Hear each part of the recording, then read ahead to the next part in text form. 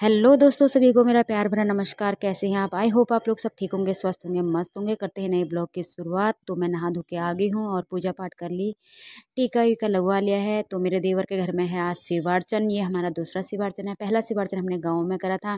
इस बार भी हमारा प्रोग्राम गाँव में शिवार्चन करने का था, पर अचानक मेरे बेटे की तबीयत खराब हो गई, इसलिए हमें इस प्रोग्राम को ही फरीदाबाद में करना पड़ा। तो हमने शिवार्चन के लिए अपने गाँव से ही पुरोहित ब्राह्मण को बुला रखा है।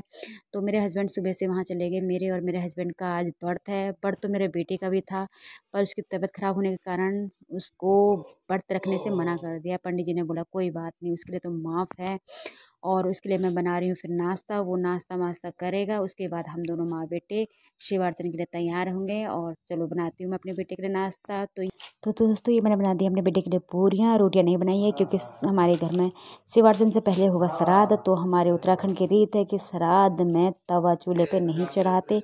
जब श्राद्ध खत्म होगा उसके बाद चूल्हे पे तवा चढ़ाते हैं। और ये बनाई थी मैंने रात को पालक पनीर की सब्ज़ी, जो मेरे बेटे ने बोला कि मम्मी मैं इसी में खा लूँगा। तो मेरे बेटे के लिए बहुत है ये।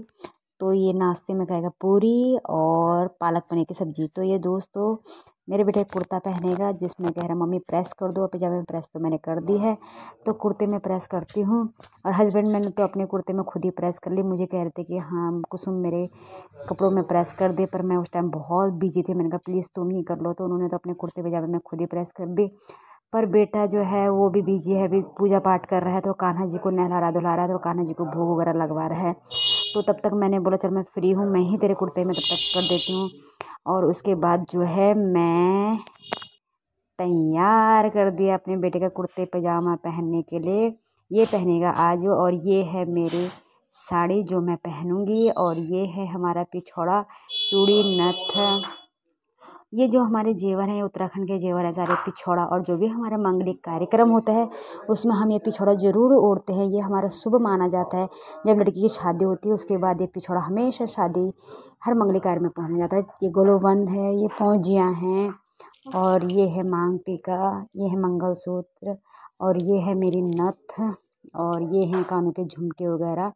तो ये मेरा पिछौड़ा है जो पिछले साल मेरे भाई की शादी होती है, मेरी मम्मी लाई थी मेरे लिए। और अपने बेटे को देती हूँ मैं नाश्ता। ये है मैंने दूध में जो अपने बेटे के लिए थोड़ा हल्दी पका दी है। और ये है पूरी और ये है पालक पनीर की सब्ज़ी। तो चलो अपने बेटे को देती हूँ मैं नाश्ता। तब तक मेरे बेटा नाश्ता करेगा। और मेरा बेटा हो गया है तैयार। ये देखिए कितना अच्छा लग रहा है कुर्ता। और अब मैं हो लेती हूँ रेडी। तो टाइम भी ज़्यादा हो गया है और मेरे हस्बैंड के फ़ोन भी आ गए हैं कि कब तक आ रही है। तो मैं हो रहती हूँ तब तक तैयार, जब तक मेरा बेटा नाश्ता वास्ता कर रहा है तब तक मैं हो जाती हूँ तैयार।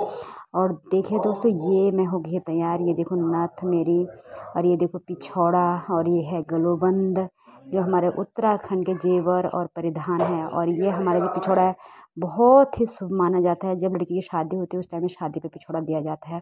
उसके बाद लड़की हर मंगलिक कार्य में ये पिछौड़ा ओढ़ती है। और उसके बाद चलो दोस्तों चलते अपने, ये हमारे हैं कान्हा जी, जिनको भी हम साथ में ले जाएंगे। पिछले साल जब गांव में हमारा शिवार्चन हो तो हम कान्हा जी को गांव में ले गए थे। तो इस बार भी हमारे कान्हा जी चलेंगे हमारे साथ शिवार्चन में। और ये मैं लगा रही हूँ ताला मैं लगा रही हूँ मेन दरवाजे पे, क्योंकि अंदर कमरे खुले हैं, थोड़ा हवा पास होती रहेगी। तो मेन दरवाजे पे लगा लेती हूँ मैं ताला। और ये दोस्तों मैंने लगा लिया है ताला। और पीछे से बेटा आवाज़ मार मम्मी जल्दी चलो जल्दी चलो, लेट हो जाएंगे। क्योंकि मेरे देवर का घर जो है यहाँ से 15-20 मिनट का रास्ता है पैदल में। तो हम दोनों पैदल जाएंगे और मेरे बेटा थोड़ा आराम से जाएगा, उसको चलने में दिक्कत आती है। और ये है मेरे हाथ में मेरे कान्हा जी, देखिए ये है कान्हा जी। तो चलते हैं दोस्तों। और ये मैं पहुँची अपनी देवरानी के घर में। तो ये वीडियो लंबी हो गई है दोस्तों, तो मिलते हैं अगले वीडियो में। अगर ये वीडियो पसंद आए तो लाइक कीजिए, सब्सक्राइब कीजिए, प्लीज़ दोस्तों का शेयर कीजिए। बाय।